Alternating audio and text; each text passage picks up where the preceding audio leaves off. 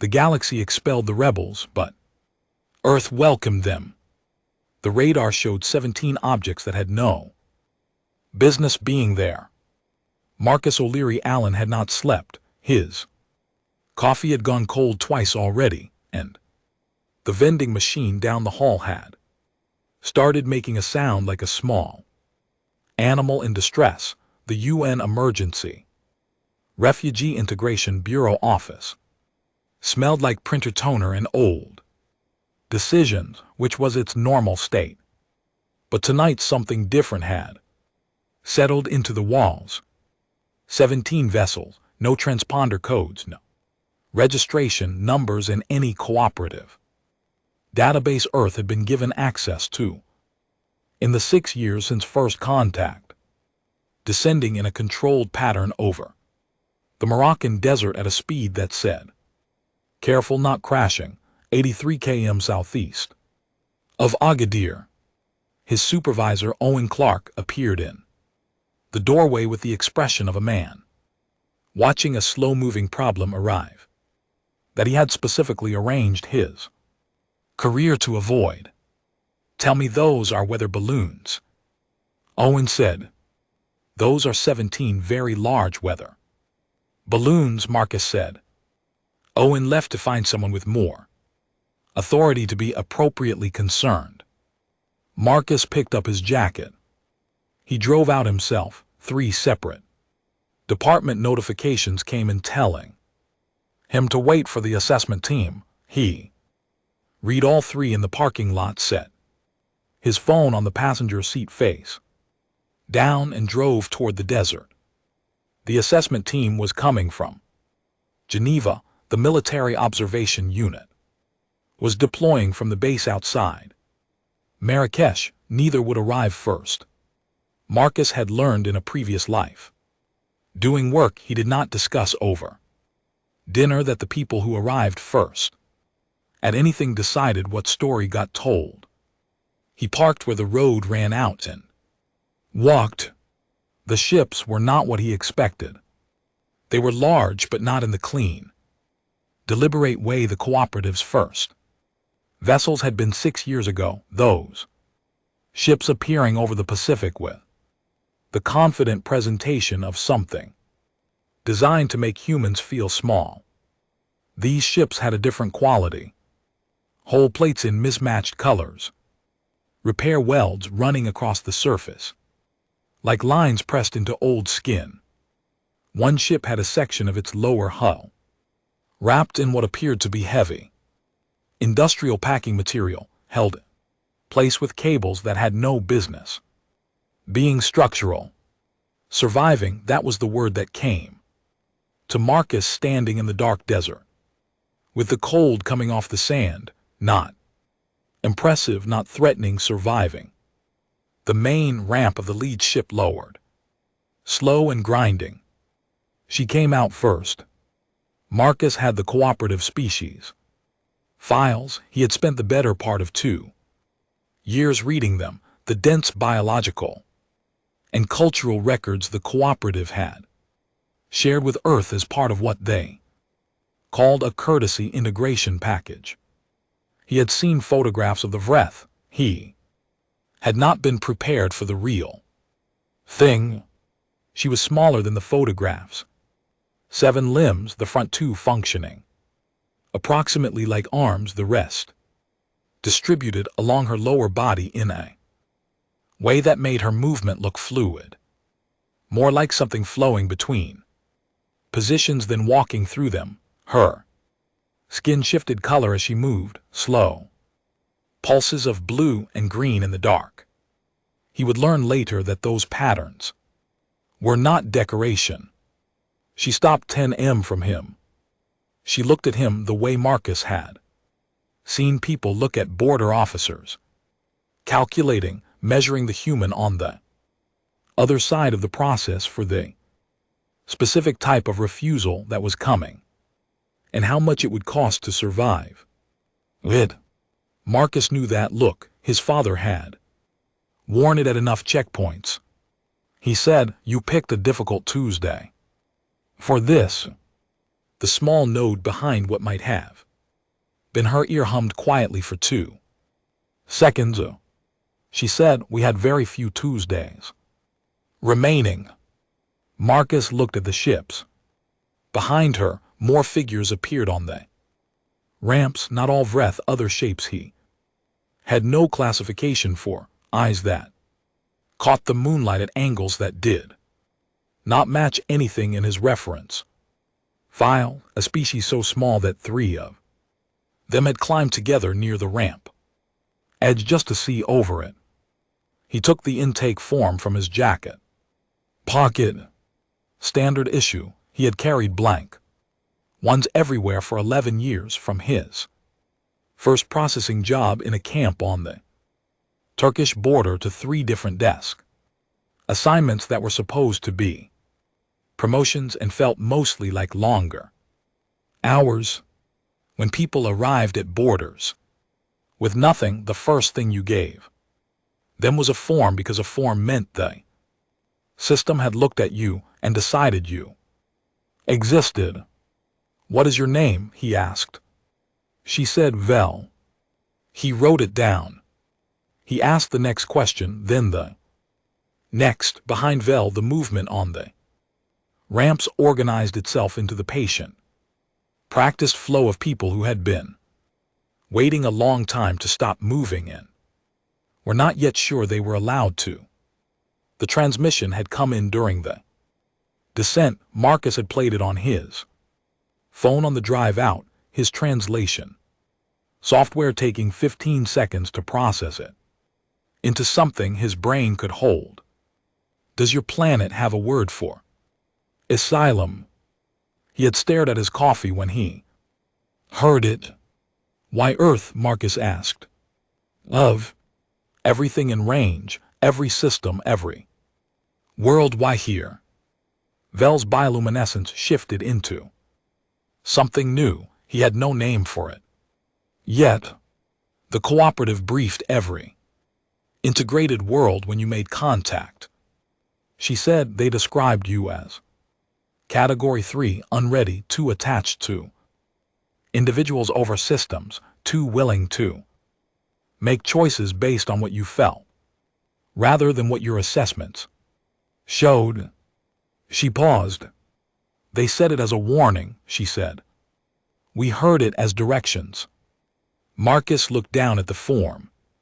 He looked at the 17 ships. He looked at the people on the ramps. Still waiting, still not moving. Watching him the way you watch someone who is holding the only door. He clicked his pen. He checked the box, asylum claim. Credible. He filed it remotely on his phone. Standing in the desert at 3:00 in the morning before the assessment team landed.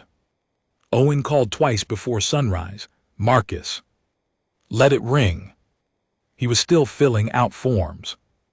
Vel sat with him on the running board of his car while he worked. She did not speak much. She watched the desert horizon begin to lighten from black to deep blue to the first pale edge of something almost gold.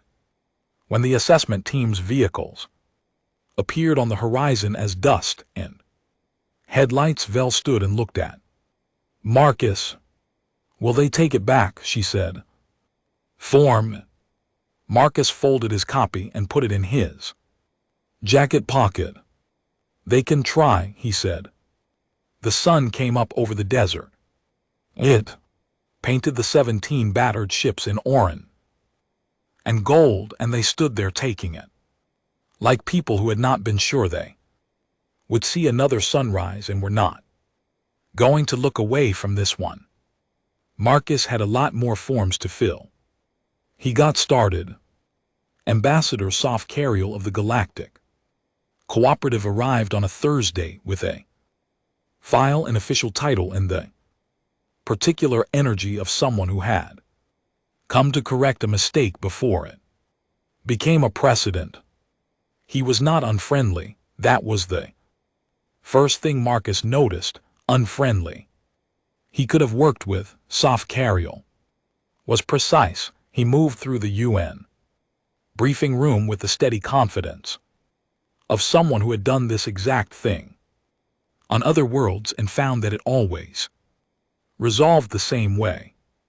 He set the file on the table. You processed intake claims for 93 individuals and 4 species proscribed under Galactic Cooperative Statute 14C, he said, before your government was notified before standard assessment protocols were completed. The assessment team was 40 minutes out, Marcus said. The procedure exists for a reason. So does the form I filled in. Safcario looked at him with careful patience. There are active enforcement warrants. He said, 17 vessels, 93 individuals. 4 species, Earth has received them.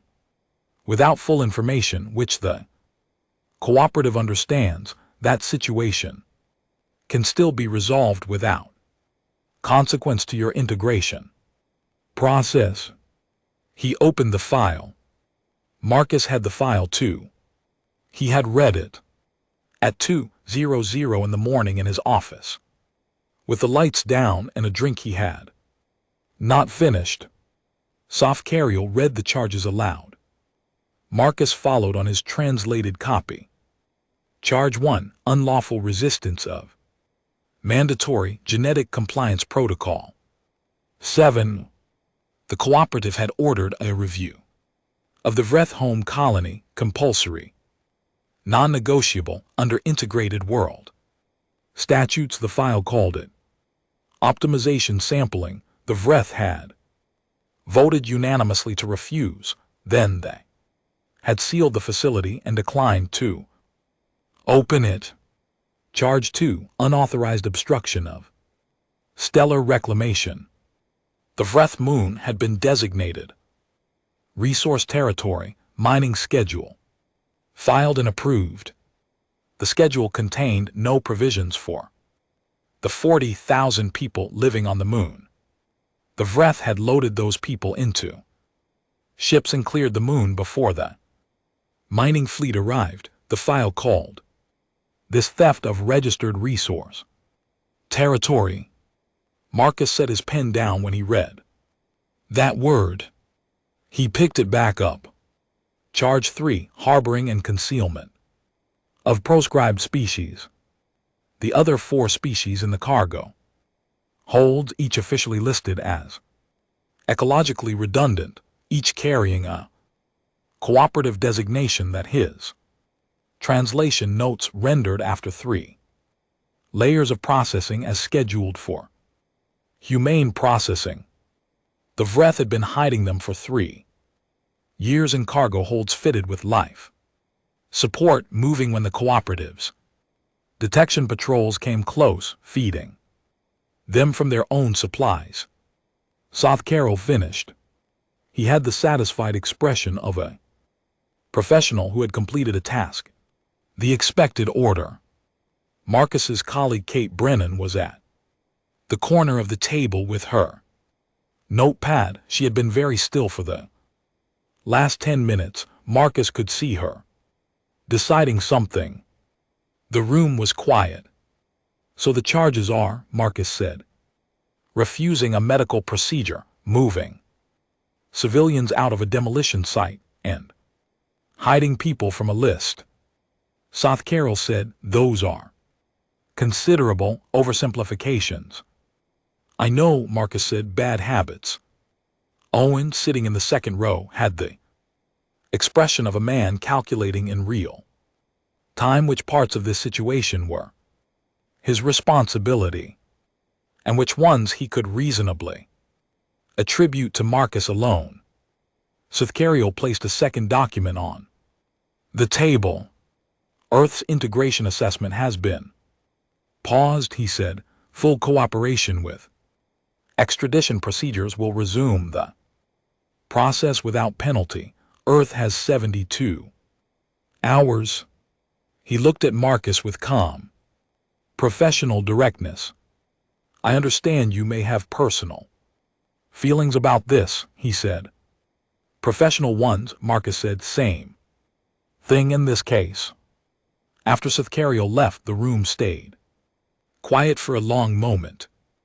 Then Owen said Marcus's name in the specific tone he used when he wanted to sound calm and was not. Marcus drove to Agades.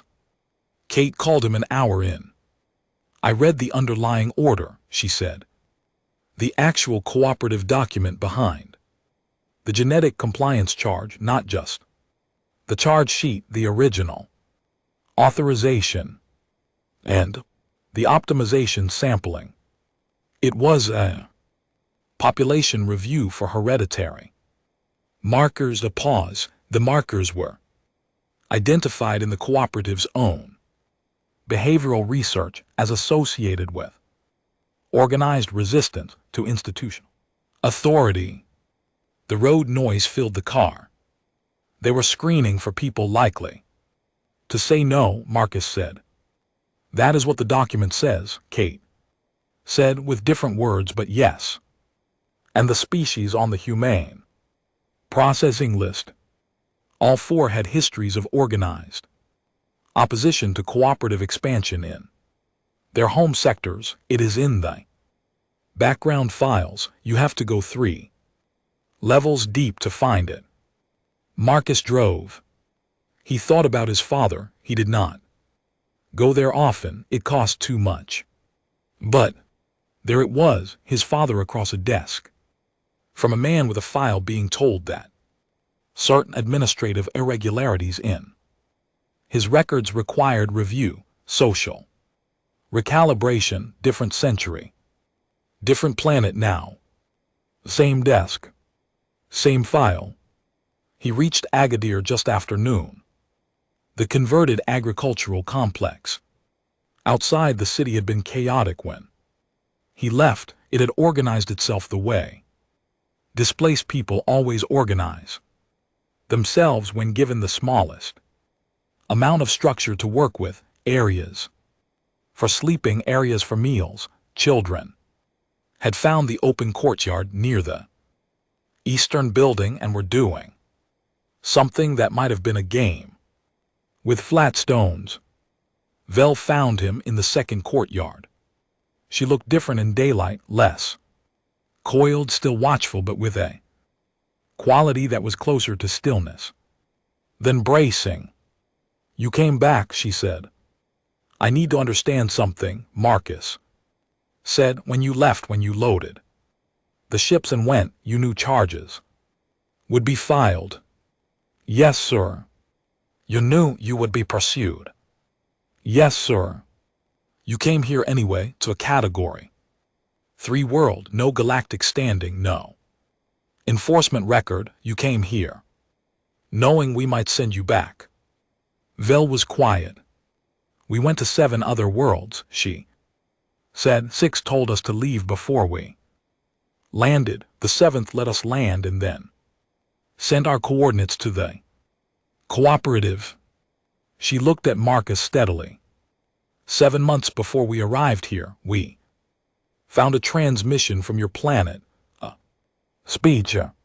Your Secretary General, she was speaking about a refugee situation on the other side of your own world. Marcus waited. She said, the measure of a civilization is not what it builds when things are easy, it is who it opens its doors to when things are hard. The courtyard was quiet. Behind Vel, 3 of the small species that had been in the cargo holds were sitting in a patch of afternoon sun near the east wall, just sitting, doing nothing in particular, sitting in the sun. We played that speech on the ships, Vel said, every week for 7 months. Marcus sat down on the low concrete wall. He sat there for a while without saying anything. Then we have 72 hours. I know, Vel said. It is going to get complicated. It has been complicated, she said, for a long time. He stood up. Tell me about Ashen, he said. Name had appeared in the intake forms. Breath male, approximate age 29 listed. Occupation, communications and systems. Specialist. He is very clever, Vel said, and he does not always understand when he is making people uncomfortable with how clever he is. Good, Marcus said, I need very clever and I can handle uncomfortable. He had calls to make. He also had a growing, quiet, concrete belief forming in the back of his mind that the 72 hours were not going to go the way South Carroll had calculated. He did not yet know exactly what they were going to do. He knew they were not going to do what South Carroll expected. That was enough to start. The Global Emergency Council convened at 6:00 in the morning in a room built for diplomatic photographs and comfortable disagreements. What it received instead was 53 delegates who had all read the same file and were now sitting with it in different ways. Marcus was not in the chamber. He was not a delegate. He was the person who had filed the forms and was therefore technically the cause of the meeting, and Owen had very politely suggested that his presence in the chamber itself might complicate the atmosphere. Marcus had agreed. He sat in an observation corridor with Kate, a cup of coffee and a live audio feed. The file had gone out to all 53 delegates at 4:00 in the morning, not just the charge sheet, the full document, the optimization, sampling, authorization, the 3 levels deep of background files. Kate had compiled it, and Marcus had sent it with a cover memo that was 2 sentences long. The first sentence said, "This is the complete cooperative file on the 93 individuals and 4 species currently in Earth's care." The second sentence said, "We have been given 72 hours to decide what kind of world we are." Owen had not approved that second sentence. Marcus had sent it anyway. The debate in the chamber was not what anyone expected. No speeches about human destiny, no declarations. Mostly it was tired people in a room reading the same document and going, one by one, very quiet in the specific way that happens when something lands and stays landed. The delegate from a coastal nation in the Pacific, a man named Leon Ward, who had been in the council for 11 years and was known for saying very little and meaning all of it, stood up at the 40-minute mark. He did not make a speech. He said, "We know what they did wrong. The question I want us to answer is what we do wrong if we send them back." He sat down.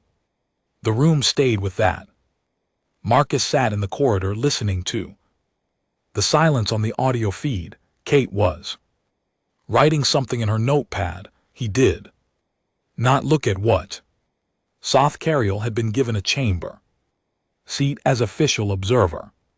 He had arrived expecting to be present for a resolution. He had brought a secondary document for the handoff procedure. His position was neutral and professional, and completely unprepared for what Leon Ward's 12 words did to the air in that room. The delegate from a northern European nation spoke next. She laid out the trade consequences methodically. Navigation access suspended, integration track paused, 6 years of careful diplomatic work with the cooperative at risk. She was not arguing for one side. She was making sure everyone understood the cost. The delegate from a South American nation stood and said he understood the cost, and then asked her to look at the background files on page 47, third subsection, which described the genetic marker screening protocol and language that used the same structural logic as certain historical documents from his own country's past that he was not going to name because everyone in the room already knew which ones he meant. The room went quiet again. The thing about that silence, Marcus thought listening through the feed, was that it was not the silence of people who did not know what to do, it was the silence of people who did know and were sitting with what knowing was going to cost. Different thing entirely. At 1 hour and 12 minutes, a delegate named Nina Patel, who had been silent until this point and who had worked in humanitarian response for 20 years before entering diplomacy, stood up and spoke for 4 minutes. She described 3 cases from her field work, not in policy language, in actual terms, what happened to people who were sent back. She was not angry when she described them. That made it worse. She sat down. Sofcariel asked to address the council. He was given the floor. He was measured and reasonable and correct about every technical point he made. He acknowledged the weight of the situation. He offered an extension of the 72 hours to allow for a more thorough assessment process. He was, Marcus thought, listening from the corridor, a genuinely decent person, doing a genuinely difficult job with complete professional skill. Leon Ward asked him one question when he finished. He said, the 4 species scheduled for humane processing, what does that mean? Specifically, Sofcariel explained the cooperatives, ecological redundancy protocols, population management, sustainable, galactic resource allocation. He used calm words in a careful order. Leon Ward said, thank you, and sat down. The vote was called at the 4-hour mark. Marcus heard it come through the feed. Simple numbers, 41 for 9 against. 3 abstentions. Earth was keeping them. He sat in the corridor for a moment, without moving. Kate looked up from her notepad. 4 hours, she said. Sofcariel gave us 3 days. He calculated on what the trade consequences would do, Marcus said. He did not calculate for Leon Ward. Kate capped her pen. What happens now, she said. Now the cooperative acts, Marcus said. The integration track stops, trade channels close, navigation rights go. He stood up. How long can Earth manage without those? Kate asked. I have no idea, Marcus said, but I know who I need to talk to. He took the elevator down and walked to the vehicle waiting to take him back to Agadez. He called Owen on the way. I saw the vote, Owen said. I know you did. You're not surprised. No, Marcus said, are you? Owen was quiet for a moment. My grandfather came here from Jamaica in 1963, Owen said. He had 2 bags and a reference letter for a job that turned out not to exist. Someone at the port took him to a church hall and gave him a meal and helped him find a room. He stopped. No, Owen said quietly, I am not surprised. They were quiet together on the phone for a moment. Then Owen said, I am extremely concerned about the practical implications. That is why they pay you, Marcus said. They do not pay me nearly enough, Owen said. Marcus arrived in Agadez as the sun was setting. He found Val in the court, where the children were still playing their stone game, which had developed rules and a scoring system at some point during the afternoon. The council voted, Marcus said. Val watched him. You are staying, he said. Her bioluminescence shifted. He was starting to learn a few of the patterns. Now, this one he had seen on the ramp that first night. Tomorrow it gets harder, Marcus said. Yes, Val said. Are you ready? She looked at the children with their stones, at the figures in the windows of the buildings, at the sky going orange and deep blue above the desert. We have been ready for a long time. She said, we just needed somewhere to be ready in. Marcus went to find Ocean. They had work to do. The sanctions arrived like weather, not as a single event, as a system. The cooperative's first communication came 3 days after the vote, formal, precise, Earth integration assessment. Officially suspended indefinitely, all cooperative affiliated trade routes. Rerouted pending review, navigation. Rights in cooperative controlled corridors, which covered about 60% of what Earth's emerging deep space program had been planning to use, suspended. Without a timeline.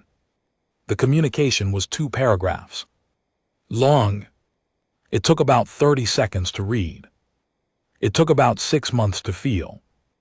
Marcus sat in his Geneva office working through the economic projections that Owen's team had put together.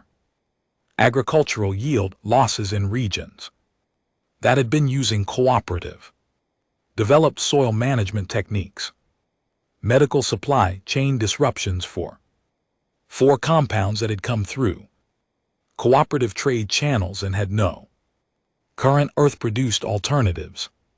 The Deep Space Program, 4 satellites in the planning stage and 3 facilities under construction, was looking at a 10 to 15-year setback in development timeline.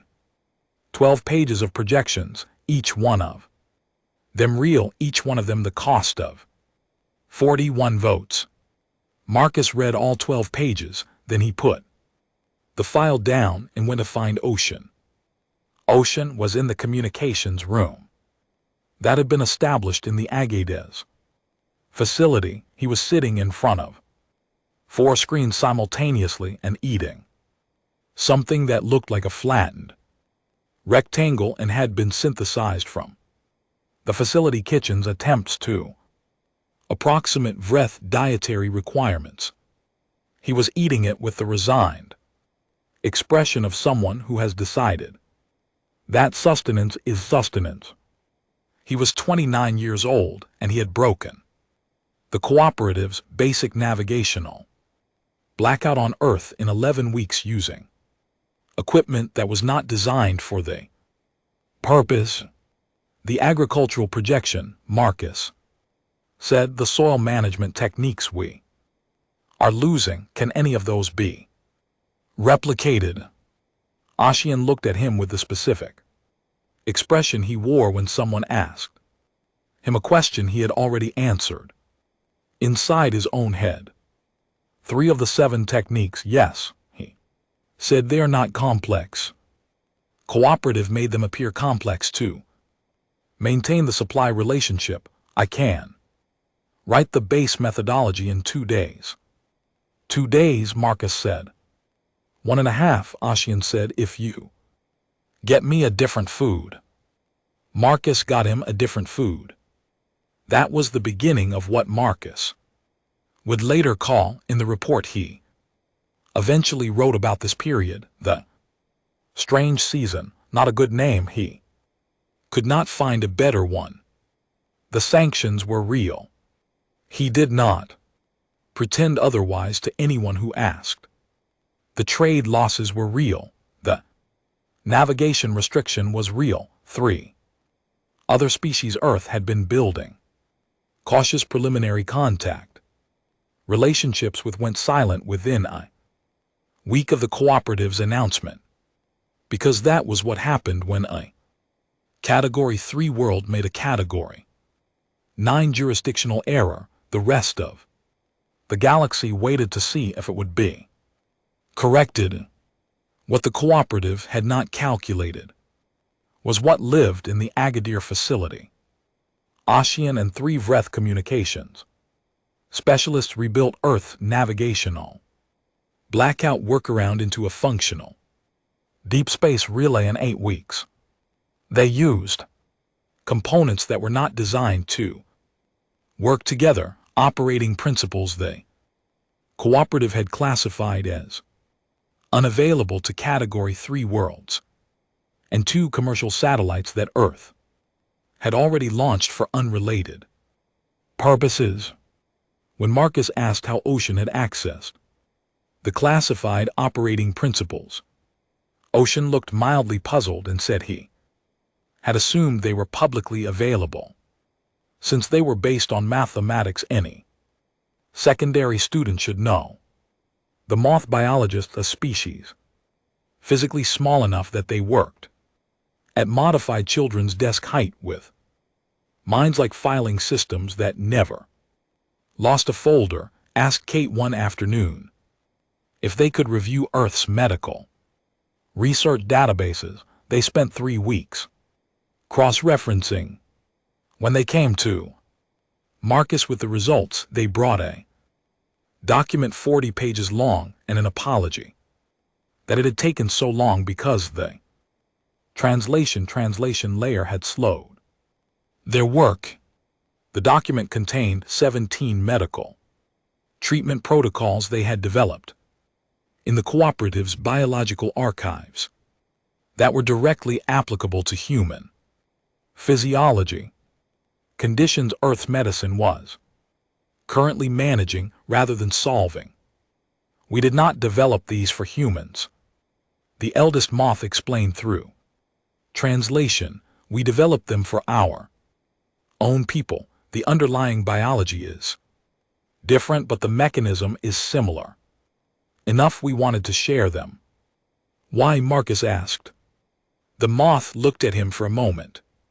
On every other world, she said, we spent our time waiting to be tolerated, trying not to take up space, trying to make ourselves small enough that no one would object to our being present. She looked around the room at the window where 3 Shahari engineers were reviewing blueprints spread on the floor, at the courtyard visible beyond the glass where 2 Vreth were teaching a group of children from the nearby town a counting system that used base 12 instead of base 10. You argued with us about whether we needed warmer clothing, the moth said. In the first week you sent 3 messages arguing about the correct temperature for the accommodation buildings. We compromised at 19 degrees. Marcus said. You argued, she said. You did not just decide for us. You complained that we were wrong about the cold, and we complained that you were wrong about the heat, and then someone found a number, the middle, and everyone was equally unhappy. We had not been argued with in 11 years. Marcus sat with that for a moment. The Sekihari engineers, 6 of them, tall with gray-toned skin, carrying a structural engineering tradition that predated the cooperative's founding by about 400 years, had taken a look at the geothermal power project outside Reykjavik that Earth's energy teams had been trying to make viable for 3 years. They had asked politely whether anyone would object to them reviewing the design specifications. 2 weeks later, they submitted a 12-page revision document that solved 3 separate load-bearing problems that had made the project economically unworkable. The project broke ground 6 weeks after that. The cooperative's intelligence division was watching. Marcus knew this because Ossian told him, with the flat certainty of someone who had been watching watchers for most of his life. The cooperative was running routine surveillance on Earth's communications, standard monitoring for a Category 3 world elevated slightly. Given the current situation, nothing aggressive, just watching. Ossian had been watching them watching. He came to Marcus one morning with a Printed translation of a cooperative. Internal assessment document, he said it. On Marcus's desk and pointed at one section. Marcus read it. The cooperative's analysis of Earth's situation described humanity using a term that needed 4 lines of translation notes to render properly. The closest English phrase the notes offered was a civilization that mistakes emotional commitment for strategic advantage. Marcus taped it to the wall above his desk. He wrote underneath it in his own handwriting, "Or we just have long memories for who locked the doors." Kate came in, read the wall, and said nothing for a moment. Then she said, "How many days until the Schoharie generator goes live?" 3 weeks, Marcus said. The moth treatment protocols are those moving through Health Ministry review. 2 are an accelerated review. The other 15 are in standard process, which means approximately forever, but Kate from legal is apparently very motivated this month. Kate nodded slowly. An Ocean's navigation relay. Functional, not elegant, but functional. So when the cooperative looks at us, she said, they see a world in economic difficulty from the sanctions, which is accurate, and they also see a world that is somehow solving problems faster than it was 3 months ago. Yes, Marcus said. Because we have help we were not supposed to have. Because we let people in the door. Marcus said. Kate sat down. Sothcario is going to come back, she said. I know. It will not be a conversation next time. I know that too. She looked at the wall, at the printed assessment document and Marcus's handwriting underneath it. Did you know any of this was going to happen? She said. When you filed that form in the desert, did you know? Marcus thought about it honestly. I knew that Val looked at me the way my father looked at border checkpoints, he said. I knew what was in the cargo holds. I knew what the charges actually said when you read them plainly. He looked at the wall. I knew that if we sent them back, we would be the 7th world, he said. I could not do that. Val appeared in the doorway. She had started coming to the Geneva office 2 days a week, working with the integration team on the formal process for establishing the Agadas facility as a recognized settlement. She was better at paperwork than most of the humans on the floor, which Owen had noted with an expression somewhere between impressed and professionally threatened. She looked at the wall, she read the cooperative assessment, then she read Marcus's handwriting. Her bioluminescence shifted. He knew that color now. They will come, she said, in the end. Not diplomats. I know, Marcus said. Are you afraid? Marcus looked at the window at the Geneva afternoon, ordinary clouds. People walking below, a city doing its city things with no idea that in a facility in Morocco something was being built that the galaxy had not accounted for. A little, he said, not of them. I'm afraid of getting all the way to the end of this and making a mistake that costs people who trusted us. Val was quiet for a moment. That is not fear, she said. That is responsibility. They feel similar from inside them. She went to find and ask him about the settlement zoning documents. Marcus turned back to his desk. 3 weeks later, the Skagerrak generator came online outside Reykjavik and fed power into the grid for the first time. The project manager called Marcus from the site. Is it working? Marcus asked. It is absolutely working, the project Manager said. He sounded like a man who had not expected to be making this call. Marcus, it is absolutely working. Marcus told him that was good and hung up before his voice did something he would regret. He sat at his desk. He thought about what was coming. Then he picked up his pen and started working on the forms that would be needed when it arrived. The fleet appeared at the edge of Earth system on a Tuesday. Marcus thought about Val's first words on the desert ramp when he heard the report. He thought about them for exactly 3 seconds. Then he picked up his phone and called General Dean Harlow.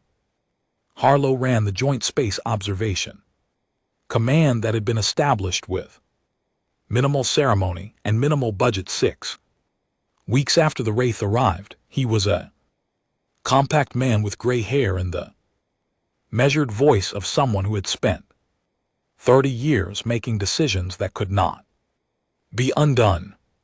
I see them, Harlow said when Marcus called. 11 vessels, not cooperative patrol class. This is their enforcement fleet. How long until they are in range? At current speed, 14 hours. Are they moving fast? No, Harlow said, and there was something in his voice that Marcus recognized as the specific calm of a professional who is more concerned than he is letting on. They are moving at exactly the pace you move when you want someone to have time to think about what is coming. Marcus said, I need to be at the communications facility. I assumed, Harlow said, a car is already outside your building. Marcus got his jacket. He opened desk drawer and took out the original intake form. Tuesday in the desert. Coffee ring on the corner. He did not know exactly why he took it. He took it anyway. He called Owen on the way. I know, Owen said before Marcus spoke. I have been up since 3:00. Is there a plan? There is a plan, Marcus said. A real one or a Marcus plan? A Marcus plan with Kate involved, so structurally it is better than usual. Wonderful, Owen said, and the word carried approximately 11 layers of meaning.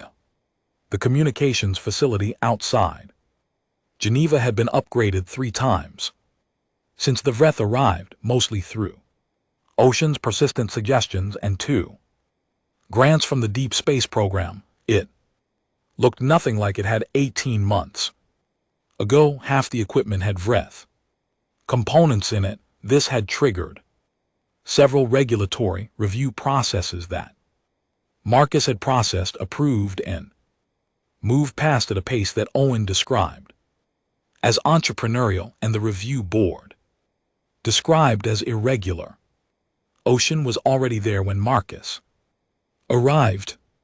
He was at his main console with the expression he wore when something was interesting to him, which Marcus had learned to read as meaning he had already solved most of it and was watching it complete. Kate was there too. She had the folder with the full legal documentation, the settlement records, the integration filing that had been working through the UN formal process for 8 months, the medical research papers, 312 of them, now submitted to Earth scientific journals by the moth biologists in Skahari, engineers, and 2 smaller species that had quietly turned out to have expertise nobody asked about and everyone needed. The cooperative fleet held position at the edge of the system. 12 hours passed. Then the hailing frequency opened. Marcus had prepared to speak to Soph Cariel. He had built specific things to say to Soph Cariel over 18 months of thinking about this moment. The face on the screen was not Soph Cariel. Someone else, a cooperative enforcement commander ranking insignia. Marcus did not have the reference files for older, with the expression of someone who had not come to negotiate and needed that to be understood from the first sentence. He introduced himself as Fleet Commander Oran Veth. He said Earth had been assessed under Galactic Cooperative Emergency Protocol 7, reserved for Category 3 or below worlds that had committed Category 9 or above jurisdictional violations. He said this in the tone of someone who expected the words to close the conversation before it opened. Marcus said, I understand. I want to show you something. He held up the intake form. Oran Veth looked at it. This is the first form I filed on the night of arrival, Marcus said. Agadir, Morocco, 3:00 in the morning. Before the assessment team landed, date, time, registration number, and 1. Checked box, asylum claim credible. He set it down. 18 months ago, Marcus said, 93 people and 4 species landed on our planet in 17 ships held together with cables and determination. They had been turned away or reported to the authorities by every other world they approached. They came here because our Secretary General gave a speech about opening doors when conditions are hard. Orion Veth said, Earth's compliance with the extradition order is the only matter relevant to this communication. I have a different view of what is relevant, Marcus said. Let me tell you what has happened since that Tuesday. He talked for 4 minutes, not a speech, not a performance. He spoke the way he wrote reports, facts in order with no decoration. The Skehari geothermal project, now powering 200,000 homes in Iceland. The moth treatment protocols, 2 already cleared by health review, 11 more in process, affecting conditions that Earth's medicine had been managing for decades without solving. The navigation relay, built from commercial satellites in Veth. Engineering knowledge, providing Earth's deep space program with functional pathfinding capability that had cut the development setback caused by the cooperative's navigation suspension from 15 years to 3. The sanctions were real, Marcus said. I want to be clear about that. Impact was real. 6 months ago we were looking at significant losses. We are not looking at that anymore. He paused. Not because the sanctions failed, he said, because the people you want us to hand over fixed the problems your sanctions caused, not because we asked them to, not because there was any exchange or negotiation, because they have been watching humans for 18 months, and they decided that helping was what you did when someone opened the door. Silence on the channel. Orion Veth said, these individuals are subjects of active enforcement warrants. I know, Marcus said. Earth has no standing to contest those warrants under galactic cooperative law. I know that too. Then you understand that this ends one of 2 ways. Marcus looked at the screen. I understand you think that, he said. He stepped back from the camera. I want to show you something else, he said. He had arranged this with Harlow 2 days earlier after Ossian confirmed the fleet was on its way, not a military arrangement. Harlow had been very clear twice in writing that the Joint Space Observation Command did not have the capability or the mandate to engage a cooperative enforcement fleet, and that attempting to do so would be catastrophic. Marcus had said, I know. That is not what I am asking for. What was visible on the external cameras of the communications facility, the feed that Ossian had made certain was live and transmissible on the open hailing frequency was the field outside Agadez, not the facility itself, the field around it. In 18 months, the intake facility had stopped being a facility and become something without a clean official name. A settlement, a campus, 17 buildings, where there had been 3 gardens in the courtyard growing things from 2 different planets using a soil composition the moth had developed from combined research.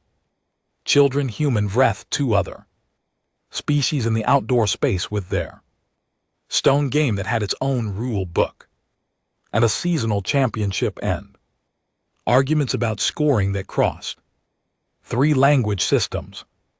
Around the field outside the settlement perimeter were vehicles, military vehicles. Yes, 43 nations had sent units in the 8 days since the fleet was detected.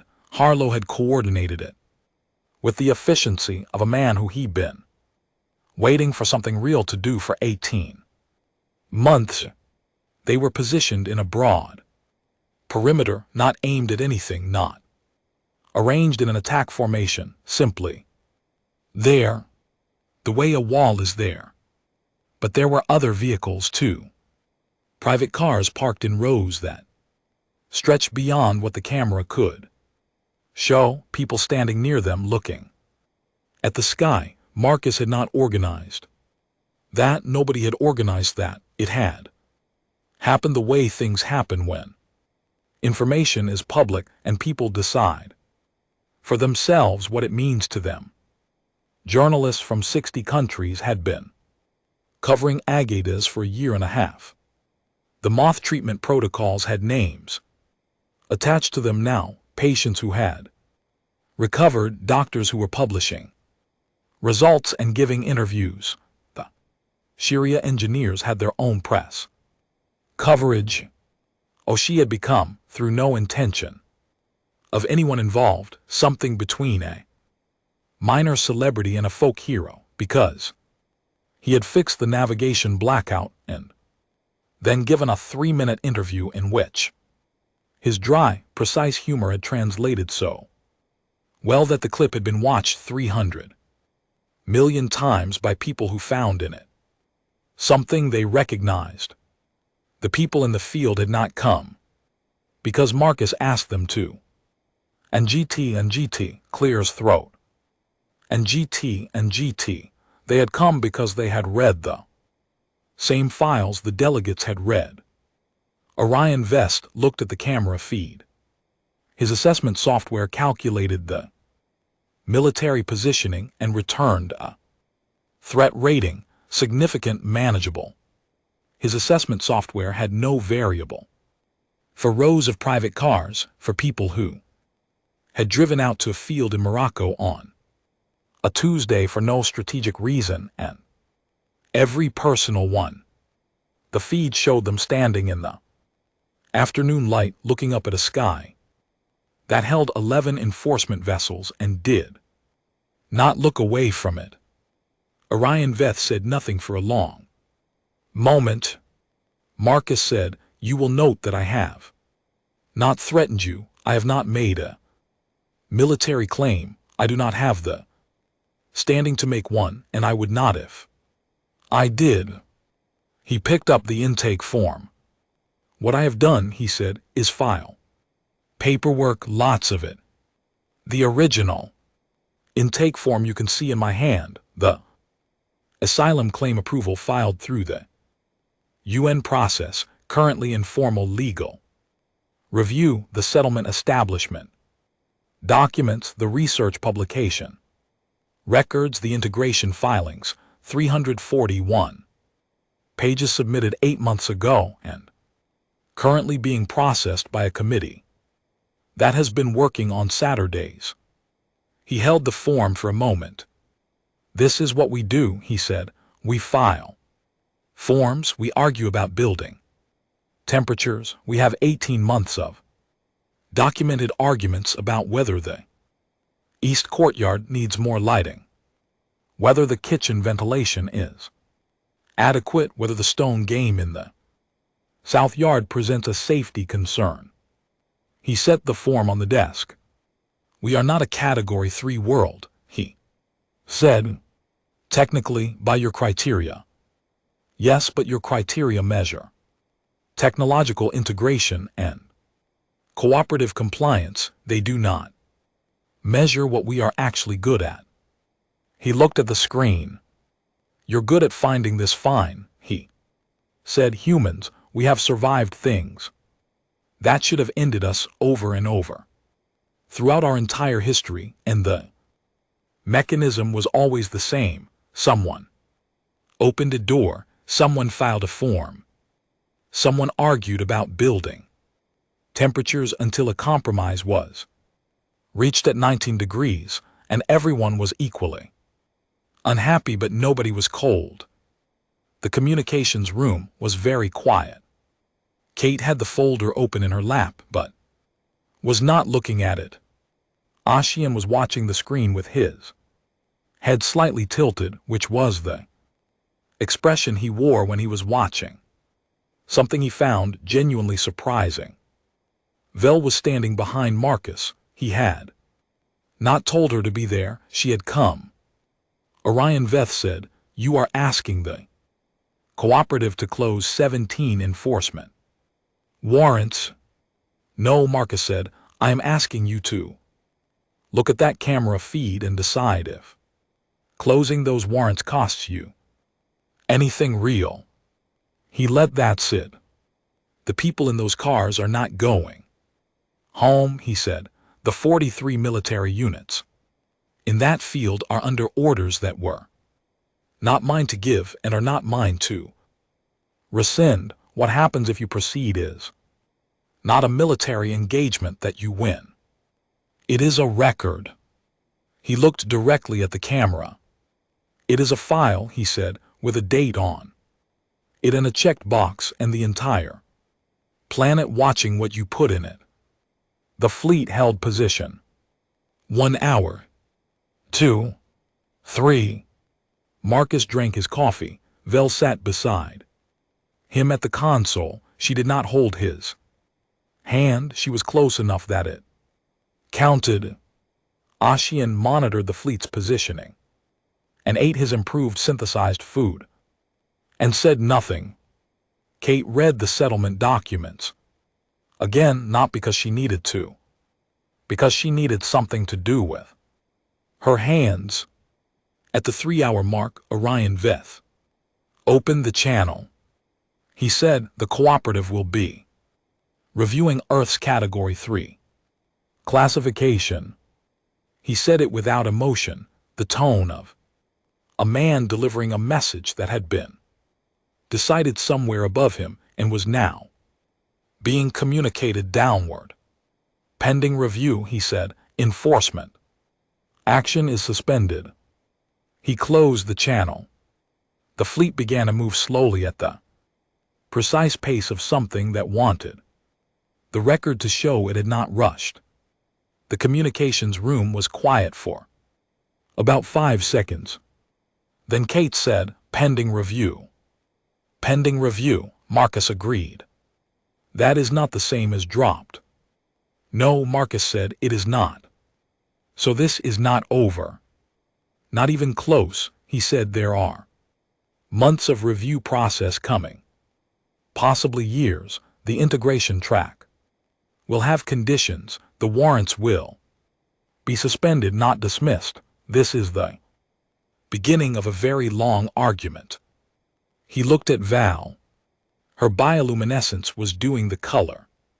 He knew now, the one she had first done on the ramp in the desert, the one that existed in a specific context, the one that, when he had finally asked her to explain it, she had said could not be translated exactly, but the nearest meaning was, "I did not think there would be more sunrises, more Tuesdays, more cold mornings and stone games and arguments about building temperatures. More. We have a great deal of work to do." Marcus said, Yes, Val said. He turned back to his desk. He pulled out a blank intake form, old. Habit, he carried them everywhere. At the top of the form in the field, marked status update, he wrote. Ongoing. He looked at it. Then he wrote underneath it, in his own handwriting just for himself, above my pay grade. Always was, do it anyway. He filed it. Forms love the living.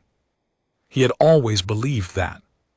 Standing in the communications facility in Geneva with O'Shyan eating his synthesized food and Kate reading documents she already knew and Vel's bioluminescent cycling through colors. He was still learning 18 months of sunrises he had not expected in a building that smelled like printer toner, and decisions that had somehow turned outright. He believed it more than he ever had. He believed it more than anything. He started on the next form.